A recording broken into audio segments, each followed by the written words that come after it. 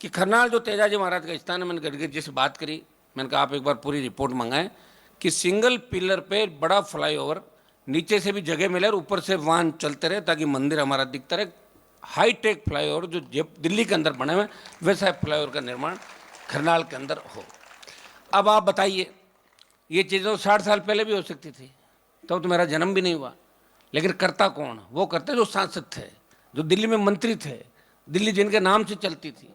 आपके यहाँ के साहब थे, कई दादाजी, कई नागौर के दादाजी थे, काम नहीं किया, बर्बाद करके छोड़ दिया। नरेगा में मजदूरी करके पेट पालन कर रहे हो, और आप उनके बच्चों की जोर से भाषण में तालियां बजाते हो कि देखो क्या जोरदार बोला है। तो क्या करोगे बोलने से? बोलते तो एंकर है, वो एंकर कितना अच्छा बोलते जो एंकरिंग करते हैं, उनके साथ हो जाओ सारे के सारे।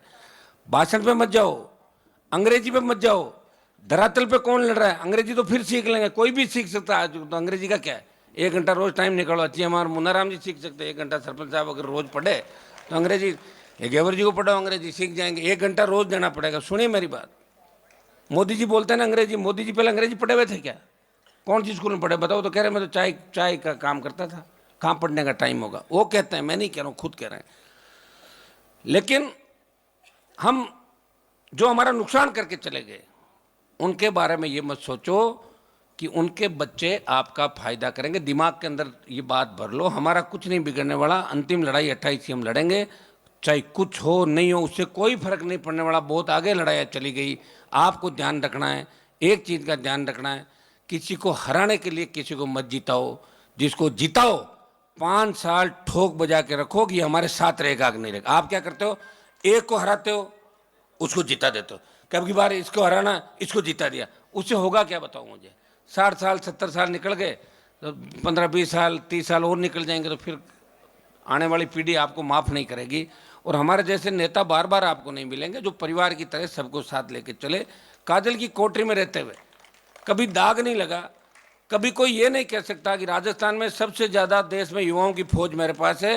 लेकिन कोई ये नहीं कह सकता कि हनुमान जी ज़मीनों पर कब्जे करवाते हैं, हनुमान जी का कोई ठेका है, कोई सोलर का काम है, कोई ये है वो है, या नशे को बढ़ावा देते हैं। वो एक ही बात कहते हैं कि हनुमान जी ने तो नशा करते हैं और नशा करने वालों को नज़दीक भी नहीं रखते। और गलती से कोई काफिले में आ भी जाता है तो गाड़ी रोके तो भाग यहाँ से, और बीच में नशे वाले कारोबारी को भगा देते। ऐसी ताकत हर नेता के अंदर होनी चाहिए, क्योंकि नेता अगर कोई किसी चीज़ को फॉलो करेगा तो पब्लिक उस नेता को फॉलो करती है।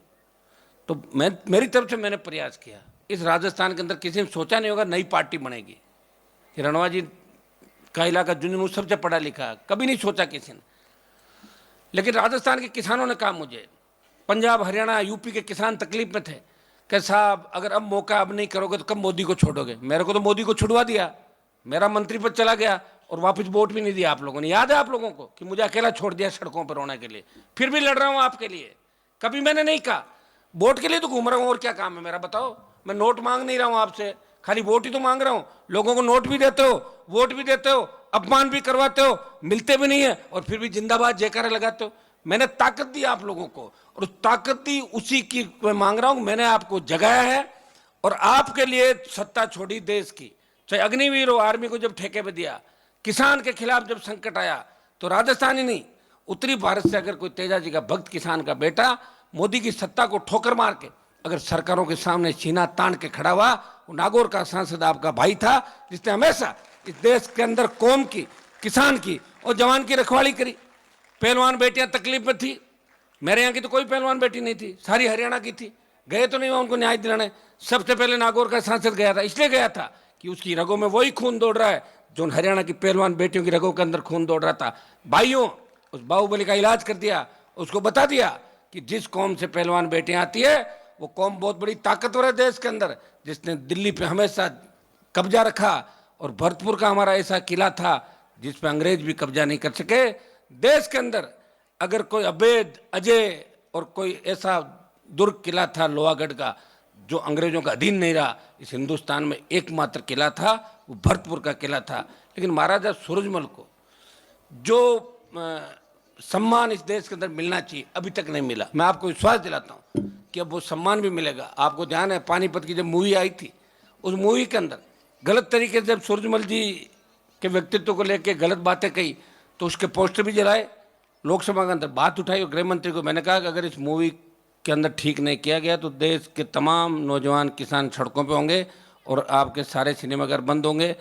3 दिन के अंदर मूवी को ठीक करा दिया। ये आपके सामने सारी बातें, मैं वही बात कहता हूँ जो मैं करता हूँ और मैंने प्रयास किया और उसका परिणाम ये है कि एक आवाज़ पे लाखों नौजवान राजस्थान और देश के अंदर इकट्ठा हो जाते हैं अपने हक और अधिकार के लिए।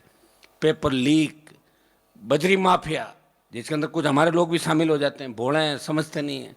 कह साहब ठेको अपना रिश्तेदार ले लियो, तो ले लिया, फिर मैं ही ले लूँगा सारे ठेके, तुम्हें कौन देगा? अगर ठेके लेके काम ही करना है तो सारे ठेके ले लूँगा मैं सारे, फिर आप क्यों चिंता करो, पैसे कमा लेंगे फिर कर लेंगे सारा।